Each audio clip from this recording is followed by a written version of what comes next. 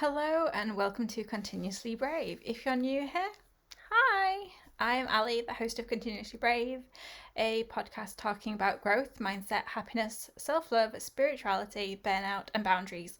I know those amazing, lovely things that help us create happier, more joy-filled and balanced lives.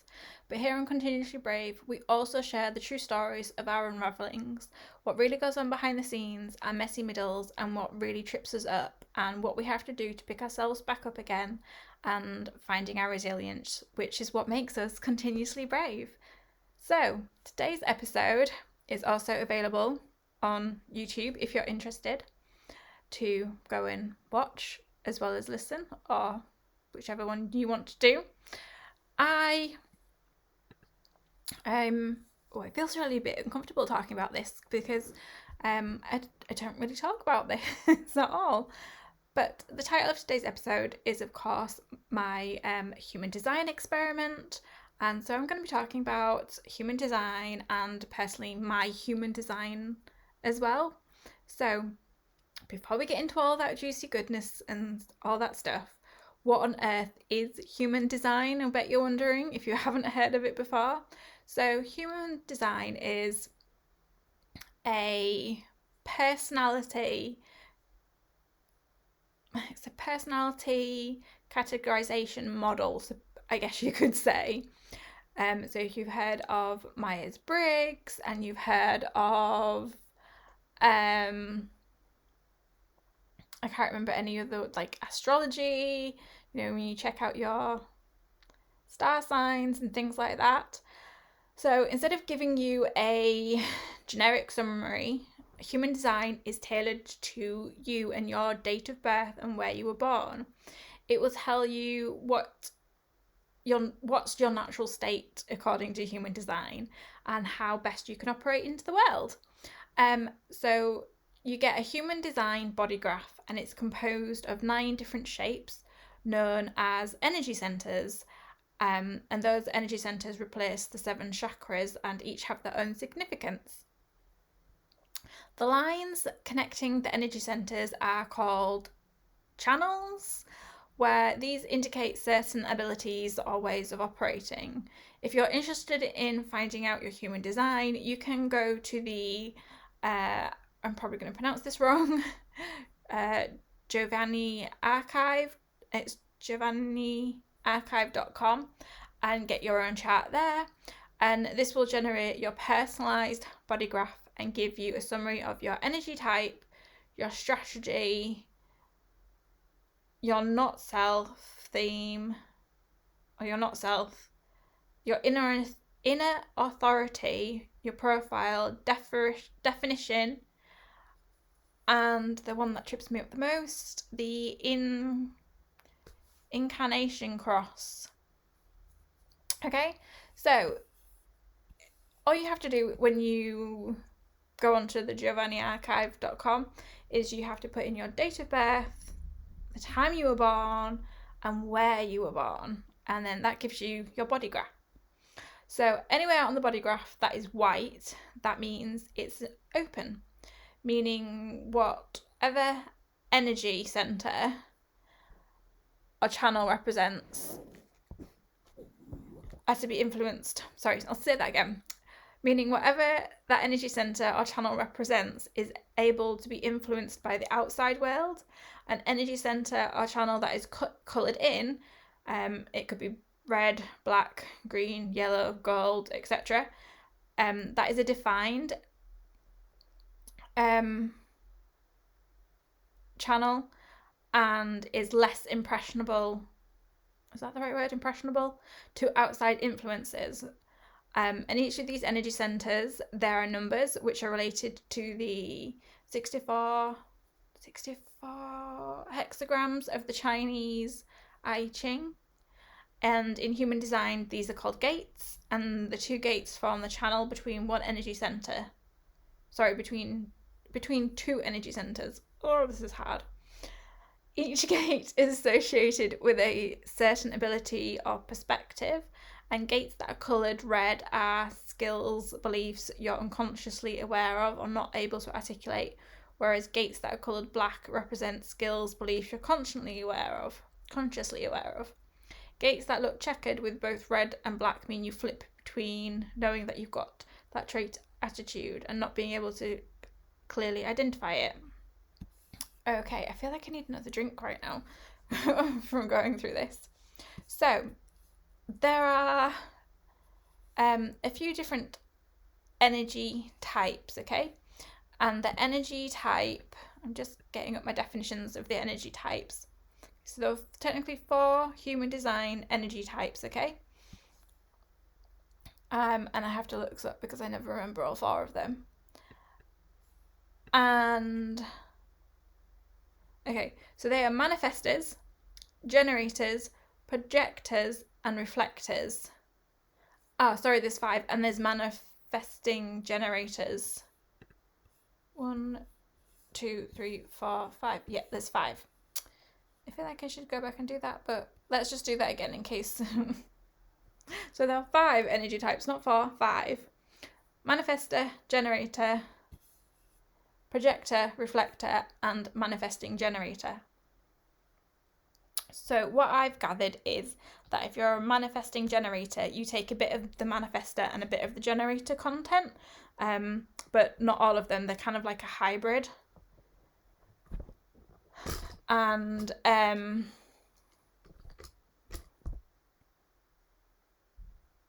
these people are amazing people, to be honest, in my opinion. They can multitask and they can do better with multiple projects or hobbies on the go, and especially if those are the things that light them up, and they thrive in self-paced environments, and they know that they're not living their and know that if they're not living their human design, they get frustrated, a bit like generators, and their strategy is to respond. Okay, so manifestors are pretty easy to spot, supposedly. They're the go-getters who know what they want and how to get it. They're powerful, and their strategy is to inform, and they don't do so well when they're not in control. They're impulsive, and they also have a not self theme, which is the indicator that they're not living their design is anger. So when they're not living their human design, they feel a lot of anger. Instead, they need to learn to ask permission and share their plans with others. Okay, next up is generators, which is what I am and what the rest of this episode will eventually be about. These human designs are energetic marathoners. I'm pulling a face if you can see me on YouTube because I don't feel that way. They can keep going even when they're knackered. Okay, that is really, really true. I can keep going even when I'm tired. Generators have a very open aura, which makes them naturally magnetic. They're very good at responding, not initiating, because of their strong sacral response. Hence, their strategy is to respond. But they must remember it's okay to stop doing something if it no longer lights them up. The fastest way for them to tell if this is the case is if they get frustrated, which is their not self theme. Projectors. Only 20% of the population are projectors, and they must wait for the invitation, which is their strategy, to ensure they live according to their human design. They see things long before others, but mightn't communicate this very well, and instead come across as bossy boots or know-it-alls, which ultimately makes the projector feel a bit bitter, which is that they're not self-theme feeling bitter. For not being appreciated for their valuable insights. And the trade-off is supreme clarity, which is their non-energy type. And they tire easily and gain energy only from interactions with others. And then the last one is the reflectors, which are the rare birds. Reflectors are only 1% of the population. They have all 9 energy centers open, making them incredibly adaptable, highly changeable creatures. They serve as mirrors to those around them, illuminating energies or situations that others mightn't have thought of or wanted to see. Ironically, they see everyone so clearly but themselves. They need trusted sounding boards in their life where their strategy is to wait a lunar cycle, 28 days, to come to a decision. Disappointment is their biggest indicator that they're acting out of their design, which is they're not self-theme. Like, there's some other stuff that I could go through as well, but I'm not going to, because it's not something that I am really well known for or really know tons about. I have been following Jenna Snow on Instagram to learn more about my human design, which I said is generator, and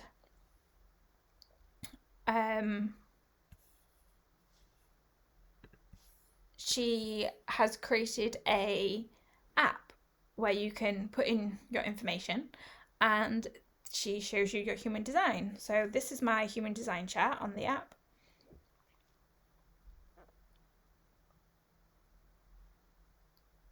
There we go. So that's what it looks like. And I have slowly been figuring out more about myself. So, okay, my energy type is a generator. A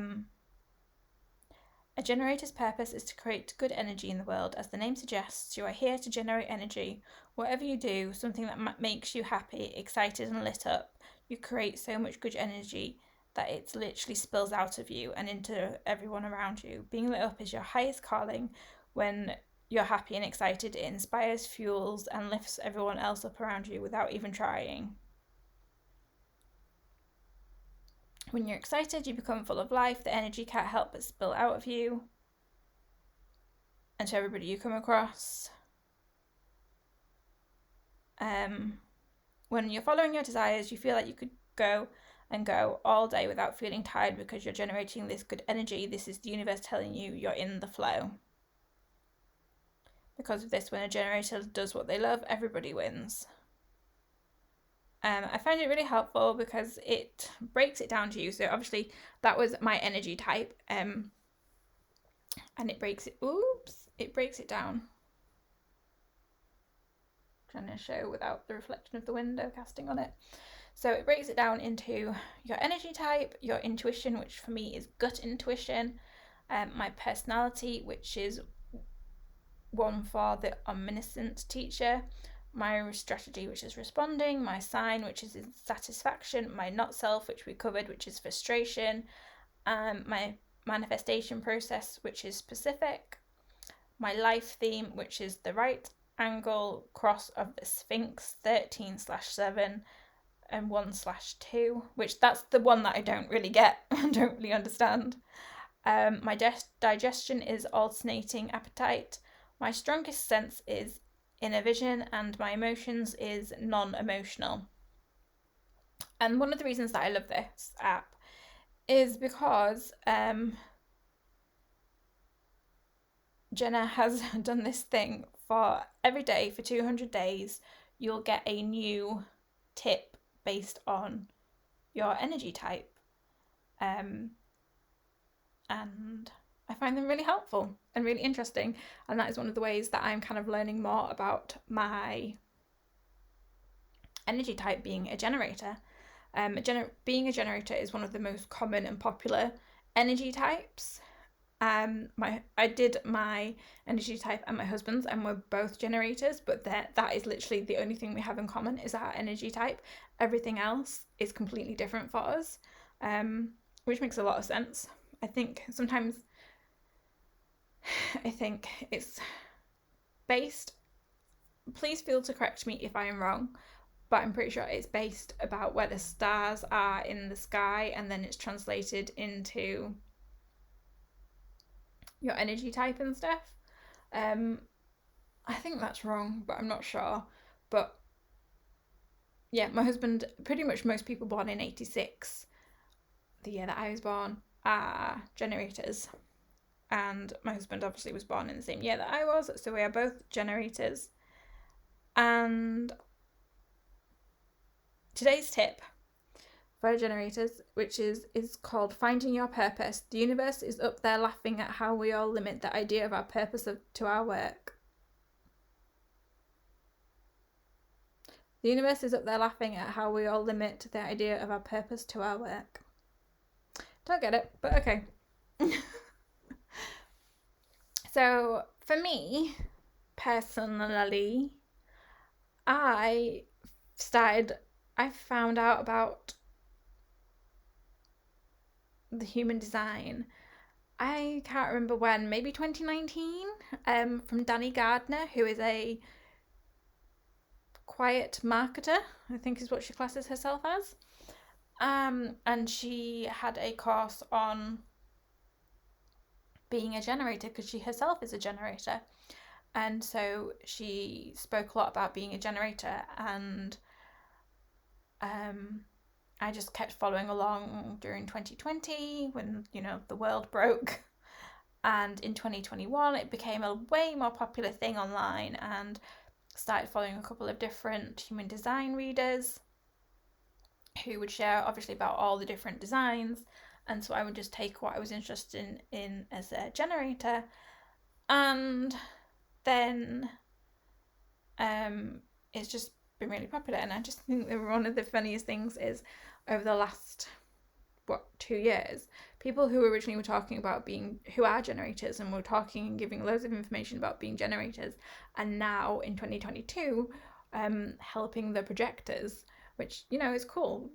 Pivot, do whatever makes you happy, go whatever direction works, and if people that are projectors are requesting that, that's fine. But now I'm struggling to find more information about being a generator when I'm doing this human design generator experiment. So I said I'm doing this human design generator experiment. What the hell does that mean? Well, basically, it means that I'm spending the year learning more about my human design, and then what I'm learning, I'm putting into my life and my business. And yeah, so the basic thing of that is, from being a generator, there's two things that stand out the most for me from... Sorry, that's the smelly in the living room. The two things that I've noticed the most about being a generator are, the first one is that generators will change and pivot because they will always follow what lights them up, because if they don't follow what lights them up, they struggle and it doesn't make them happy. And it's all about following the happiness, which is kind of how this is all going, which makes total sense to me, because I've chopped and changed in my business. You'll obviously been here for 3 years, or if you're not been here for 3 years on the podcast has changed and shifted several times over the last 3 years. So obviously right now going through a bit more of a pivot and change to align more with what interests me and what my business is kind of about, but also so it kind of is separate to my business, but not for it to run parallel, if that makes sense, which I know in marketing strategy doesn't necessarily make any sense, because you want to constantly make sure that they align so that you can use it as a marketing tool and stuff. But that's not 100% what lights me up and how I can make my podcast work. And I've come to accept that's okay, because I want my podcast to make me happy, otherwise I won't do it, which is something that I discussed a bit more in my previous episode. So if you want to know more about my marketing plans and all that jazz, I'll listen to the previous episode. And I'm kind of like, it's sometimes really hard. You have some guilt sometimes when you make a pivot, you make a change, that you're letting people down, and people are going to stop following you and all this kind of stuff. And you kind of just have to accept it, because at the end of the day you can only make you happy, which is obviously a boundary thing. And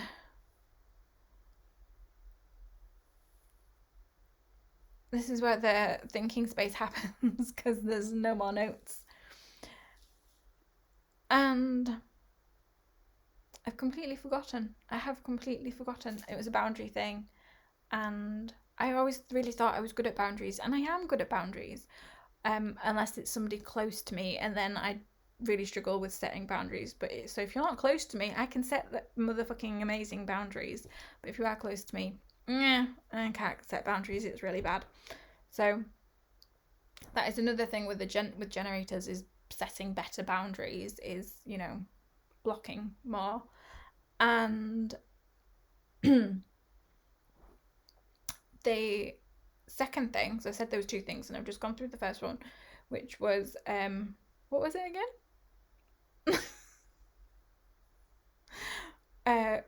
Which was about following your joy, following what makes you happy, and why there's been pivots in my business, kind of.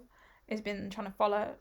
I'm going to be honest about that. I will say that I was discussing with my accountability partner a couple of weeks ago now, and really I said some of the pivots I made were bad pivots because I was chasing the money, not my happiness, which is why the pivot didn't last for long, which completely does make sense when you think about it from my human design generator perspective, because following money doesn't make me happy, sadly.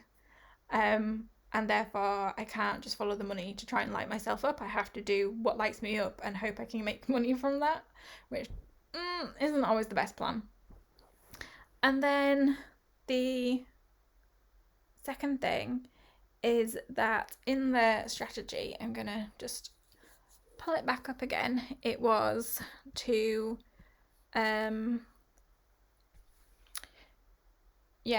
very good at responding, which therefore means like seeing what other people are saying and other people are doing, and then responding in a helpful way to them, to then figure out, I'm talking this from a business perspective as well, but figuring out, where you can help and where there's maybe a lack in the market that you can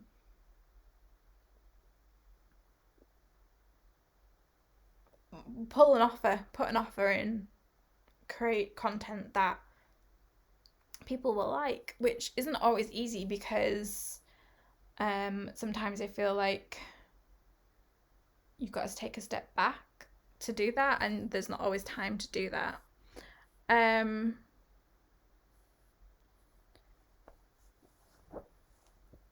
What was my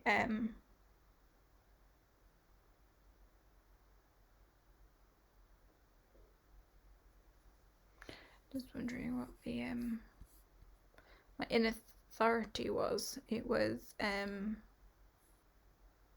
sacral authority, which is trust your gut instinct. You'll often feel or give a very distinct response. If it isn't clear, wait, rephrase the question and try again. You do better with a yes/no question format, because that gives you your best chance at a response. Which is so, so true. I am very much one of those gut reaction people, and I will sometimes walk away from something if I'm not 100% sure whether or not that's the right step or stage or place to go. And sometimes this is easy and sometimes this is hard, but I'm very much in tune with my gut, and I'm very much an intuitive person. I did a mini course many years ago now that Jess Lively did to help you tune into your intuition and listen to it and connect with it. And for me, that was quite helpful, because I was spending a lot of time in the bath, and for me, I find water soothing, and sitting in the bath and trying to connect with my intuition, sometimes it's easier to do it in your head than to do it via your voice or via handwriting, like in your journal. But yeah, so that's what I did, and I found that really, really helpful. And I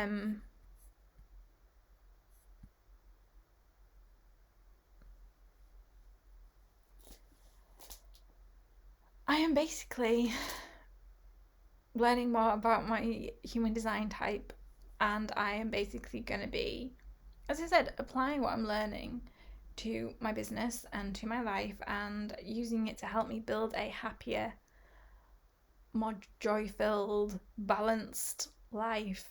And also, I just want to give a big shout out to Peter, because she was a previous guest on the podcast. We are like kind of online friends that are kind of friends in the real world. She sends me Christmas cards every year. But last year I enrolled in her I've taken the booklet upstairs, but I enrolled in her Elevate course that normally is a 12-week course that she runs. And last year Peter did a experiment where she did that course through the year instead of in 12 weeks.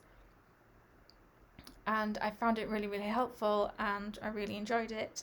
And she's opened enrollment, which is probably closed by the time this episode goes live, for another round of Elevate. I'm sure she'll probably have a wait list, so if it's something you're interested in, please feel free to jump on the wait list to learn out more. Otherwise, you can follow Peter online. She is Nourishing Soulfully on Instagram. She is episode number 4 if you want to listen. It is an hour-and-a-half episode though, but it's full of lovely goodness. It's one of the, I can't remember what number it is, but it's in the top 10 most listened to episodes of Continuously Brave. And during Elevate, Peter asks us to figure out our core values. No, our desired feelings. And as a business owner, I already had like my core values, which is what I was just getting it confused with. And obviously, like, my core values are joy, creativity, freedom, intuition, minimalism. I've got 10 in general, but they're the 5 that come to the art and health and, you know, other stuff. But they're the ones that just jump off my head right now. And that really tripped me up when Peter was talking about it, and she was being like, but they're not your core values, they're your desired feelings, they're slightly different. There was like a whole module about it, like, which is why I'm saying like Elevate might interest you. And honestly, it really, really helped me. Like, it was like it was towards the end of the 12 months that we were working together. Like the end of 21. I couldn't remember what year we were in then. And I was like, this has, like, it was small steps, I think. And because I was having such a bad year last year, that when Peter was like, what are your desired feelings? And I was like, I feel nothing at the moment. There are no feelings. Because I was just feeling so numb and so tired, and just, it was hard. Last year was really hard, and I'm not going to stop talking about it because I think we should talk about mental health more, and, you know, not have it to be such a quiet thing, basically. And in case you're wondering, I have applied for therapy. And complete tangent side note, applying for therapy was hard, guys. Not just applying for it itself, but you fill in the form, which was fine, and then you get directed to another form, which is fine. And that was it. I submitted, that was fine. And this is an NHS self-referral that I've done. And then it sends you like another survey to do once you're registered. And I was like, right, okay, that's fine. and there was the first part to it. I just submitted it, and then they were like, basically it was like, it seems like you're struggling. Please can you fill in this next form, just basically to see how badly you're struggling. And I was like, okay, I'll fill it in. So I filled that in, and then at the end of the form, it popped up with all these charities and numbers and email addresses, basically saying, we're worried about your response. Seems like you're struggling, and you're feeling suicidal. Please can you contact a family member or a loved one to check in and talk with them, and if you can't, here are all these charities and numbers and things. And I was like, kind of not right there, because I have suicidal thoughts, but I don't have intentions, if that makes sense. I'll probably talk about this in another episode some other time. And then I was like, there was another part to go through, so I went through the final part, the third part, and then the third part again popped up with, we're worried about your mental health. If you feel that you need some support right now, please ring a family member or a loved one, or ring any of these numbers. And I was like, this is really cool, because, you know, some people probably really are struggling really, really badly. And I'm like, I think because I've been so in tune with my intuition over the last few years, while I've been struggling with my physical health, that now I'm struggling with my mental health. I'm at this point where I'm like,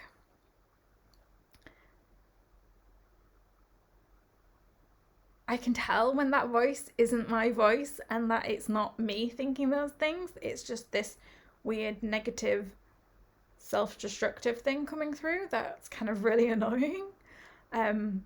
So I applied for therapy. I filled in that awful questionnaire.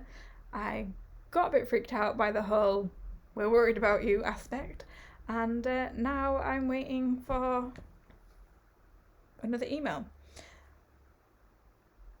or a phone call to say something dire.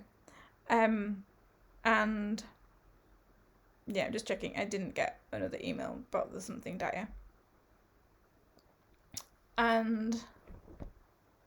But I wouldn't be able to recognise any of that stuff without, you know, figuring out my intuition from Jess Lively, and, you know, realising that I'm a really good intuitive person through my human design. And yeah, I can't remember what I was talking about before I went on the tangent, which is so annoying, but it happens. And this is the thinking thing that's not going to work. Oh, Peter, and elevate, and core values versus desired feelings. And so Peter was like, it's okay, you don't have to think about them now. Here's a list of words. Look at them, see if anything stands out. You know, go away and think about them as well if you're really struggling. And then it was like a couple of weeks later that my brain was like, these, we need these. These are the desired feelings. We need these desired feelings in our life. And those desired feelings are helping me build better mental health days, build a better business, build better marketing strategies, build, you know, just a better life. So it won't surprise you that my words, my desired feelings, are happy, joy-filled, and balanced. And it feels they feel really good, and I would never have got to those words without Peter and Elevate and the other lovely women that do Elevate as well, because we were having group calls as well and sharing together. And it just was really good, and it was really, really helpful. And it feels like last year was a time to like take from everything that I was learning and to apply it to this year, to have a better year this year, to have a hopefully more surviving year this year. So yes, There will probably be, I'm hoping maybe to do another episode at the 6-month mark, and then another episode at the end of the year or the start of next year to wrap up the year of the human design experiment as a generator. I'm still learning, there's still so much more to figure out, and I really, really hope and want to get an actual human design reading, instead of just using the app on my phone, to have a clearer and better understanding of my entire human design. And ironically, I'm actually looking at Krista, who was previously on the podcast as well, in episode 12, which was an hour and 42 minutes episode, who has since shifted her business. She's had a little girl and she's shifted her business, and she talks about human design now. And up until this point, she was talking about human design as and how to apply it as a business owner. And now she's wanting to obviously spread the word about human design and push it forward more, and want it to be just as popular as astrology, you know, our star signs. And Krista Dixon offers human design readings, and so I'm really hoping in the next few months to get a human design reading from her, so I can have a better understanding and see it all a bit clearer, because trying to do it on my own is a bit hard sometimes. But yeah, it feels so much freer at the moment inside my head and my body.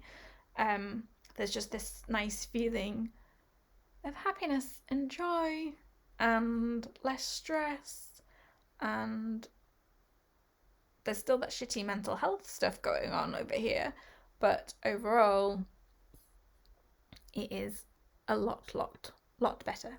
So I will saying I will find has really put me off. I will put the links to the things that I've mentioned, the Giovanni archive, to Peter's episode, to Elevate, to Krista now on human design stuff and human design readings, and their previous podcast episodes in the description box and in the show notes, depending how you're consuming this episode. I personally would love to know if you know your human design type, what it is, and whether or not you're embarking on a human design experiment as well, so you can find out more about your human design and apply it to your life and business more. I thank you so much for listening and for watching, if you have been, and I'm going to call it quits and go have a drink because my throat is really dry now. As always, you can, there we go, there's the croak. As always, you can find me on Instagram at Ali Grace Muir, and you can also find me on TikTok as well at Ali Grace Muir. And I can't wait to chat with you in the next episode. Thank you so much for listening, and have a fabulous rest of your day.